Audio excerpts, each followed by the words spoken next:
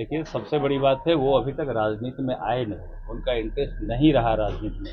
लेकिन अगर राजनीति में आना चाहते तो ये अच्छी बात है, ये सुखद संदेश है। हमारे माननीय मुख्यमंत्री जी बिहार का सेवा लगातार कर रहे हैं, 20 वर्ष से मुख्यमंत्री के तौर पर कर रहे हैं, उससे पहले भी रेल मंत्री और कई बड़े मंत्री के तौर पर किए हैं। अगर उनके पुत्र राजनीति में आते तो अच्छी बात है, स्वागत है, आना भी चाहिए मैं कहता हूँ।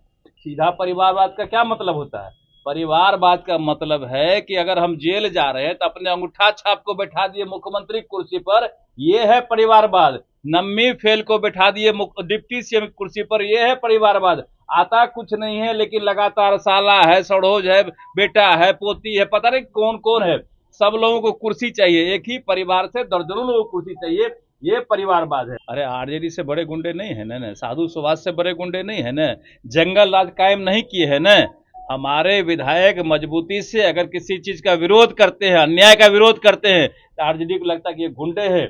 अगर आरजेडी गुंडागर्दी करेगा तो उसका विरोध करना हमारा धर्म है, कर्तव्य है। हम लोग विरोध करते रहेंगे, चाहे आप गुंडा कहिए कि महागुंडा कहिए। नमस्कार, स्वागत आपका लाइव बिहार में। मैं आपके साथ है संजीव सिंह। देखिए, साल बिहार में विधानसभा का चुनाव होना है और चुनाव से पहले मुख्यमंत्री नीतीश कुमार के बेटे निशांत कुमार की खूब चर्चाएं हो रही है कि क्या निशांत कुमार राजनीति में एंट्री करेंगे। तो देखिए, बीते दिन निशांत कुमार से भी इस मसले को लेकर सवाल किया गया तो उन्होंने इस पर चुप्पी साधा, उन्होंने कोई जवाब नहीं दिया। लेकिन देखिए, तमाम तरह की चर्चाओं के बीच अभी जब बिहार सरकार के मंत्री, बीजेपी के कद्दावर नेता माने जाते हैं नीरज सिंह बबलू, उनसे जब सवाल किया गया निशांत कुमार को लेकर के, वहीं कांग्रेस जिस प्रकार से इन दिनों बिहार में अपनी रणनीति तैयार कर रही है, अलका लांबे बेदर दिनों पहुंचे थे, उसको लेकर के जब सवाल किया गया तो तमाम सवाल जवाब देते हुए सबसे पहले क्या कुछ करें नीरज बबलू, सबसे पहले आप उनके बयान को सुनिए। देखिए, सबसे बड़ी बात है वो अभी तक राजनीति में आए नहीं, उनका इंटरेस्ट नहीं रहा राजनीति में। लेकिन अगर राजनीति में आना चाहते तो ये अच्छी बात है, ये सुखद संदेश है। हमारे माननीय मुख्यमंत्री जी बिहार का सेवा लगातार कर रहे हैं, 20 वर्ष से मुख्यमंत्री के तौर पर कर रहे हैं, उससे पहले भी रेल मंत्री और कई बड़े मंत्री के तौर पर किए हैं। अगर उनके पुत्र राजनीति में आते तो अच्छी बात है, स्वागत है, आना भी चाहिए मैं कहता हूँ। लेकिन आरजेडी कह रही है, कांग्रेस कह रही है कि फिर परिवारवाद का जो आरोप आप लोग लगाते हैं, फिर उसे कैसे जस्टिफाई करें? इसलिए तो अभी तक नहीं आए हैं। सीधा परिवारवाद का क्या मतलब होता है? परिवारवाद का मतलब है कि अगर हम जेल जा रहे हैं तो अपने अंगूठा छाप को बैठा दिए मुख्यमंत्री कुर्सी पर, ये है परिवारवाद। नम्मी फेल को बैठा दिए डिप्टी सीएम कुर्सी पर, ये है परिवारवाद। आता कुछ नहीं है लेकिन लगातार साला है, सड़ोज है, बेटा है, पोती है, पता नहीं कौन कौन है, सब लोगों को कुर्सी चाहिए। एक ही परिवार से दर्जनों लोगों को कुर्सी चाहिए, ये परिवारवाद है। अगर मुख्यमंत्री जी लगातार हमारे राज्य का सेवा किए हैं और उनके एक ही पुत्र हैं, अगर वो राजनीति में आते तो ये परिवारवाद नहीं है। अगर वो अभी से काम करना चाह रहे हैं, अभी से मेहनत करना चाह रहे हैं, अभी से जनता के बीच जा रहे हैं, ये अच्छी बात है, इसको परिवारवाद नहीं मानते हम। सर, एक और सवाल है। कांग्रेस बिहार में भले ही दिल्ली में वो शून्य पर आउट हो गई, लेकिन बिहार में संगठन में बदलाव हो रहा है। अलका लांबा से लेके तमाम जो बड़े नेता हैं वो आ रहे हैं बिहार संभालने। अभी मल्लिकार्जुन खड़गे भी आने वाले हैं, कई दफे राहुल गांधी भी आ चुके हैं। तो क्या लग रहा है कि बिहार में कांग्रेस मजबूत होगी, आप लोग को मजबूत चुनौती? देखिए, इस काम के लिए हम कांग्रेस को शुभकामना देते हैं, बधाई देते हैं कि कांग्रेस यहाँ अस्तित्व विहीन थी।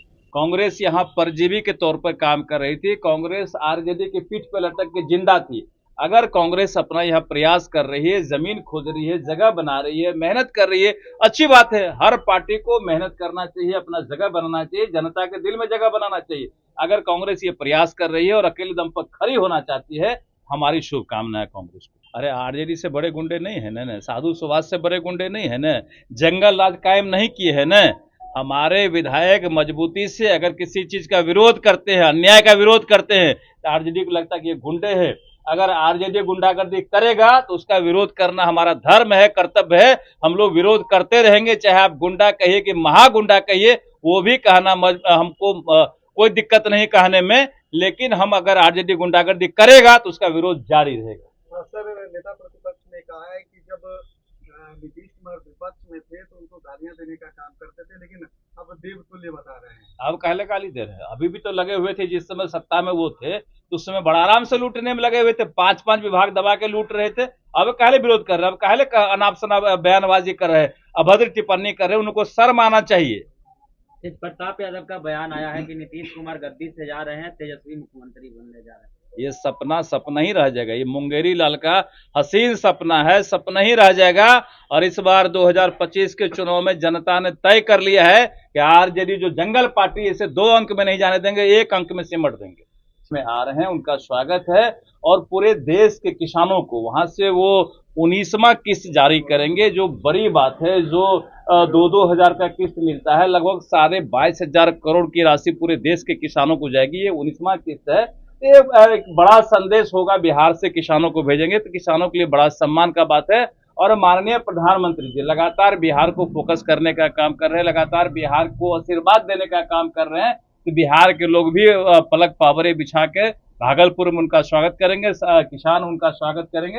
ये बिहार के लिए खुशी की बात है और बिहार के लोगों को माननीय प्रधानमंत्री से काफी उम्मीद है। तो मुझे लगता है कि वो भी कहीं न कहीं पूरा होगा। तो आपने सुना कि साफ तौर पे नीरज सिंह बबलू ये कहते नजर आ रहे हैं कि देखिए निशांत कुमार को राजनीति में आना चाहिए और उसका स्वागत है। अगर वो आना चाहते हैं तो वही देखिए, उन्होंने तेजस्वी यादव पर हमला किया है, राबड़ी देवी पर हमला किया और लालू प्रसाद यादव को लेकर के उन्होंने बोला है कि देखिए बिहार में कुछ लोग ऐसे हैं जो परिवारवाद की बात करते हैं।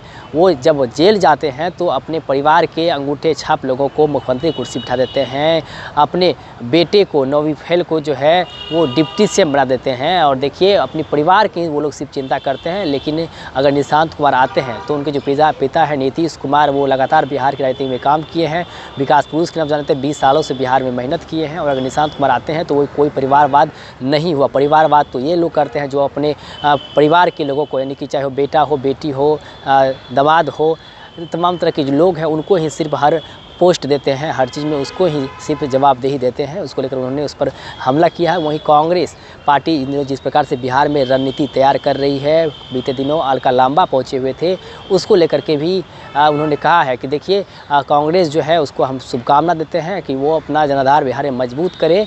और जिस प्रकार से वो तैयारी कर रहे हैं, उनको पता है कि बिहार में उसका कोई अस्तित्व नहीं है। हम चाहते हैं कि उसका अस्तित्व कुछ हो और अपना जो है वो तैयारी करे। शुभकामना, हर पार्टी स्वतंत्र है अपने आप में तैयारी करने के। बाकी क्या कुछ करे तो हम मुद्दे करके वो आप सुन रहे थे। आप भी अपनी राय प्रतिक्रिया हमें कमेंट बॉक्स के माध्यम दे सकते हैं। आप देखते लाइव बिहार, आप सभी का बहुत बहुत धन्यवाद।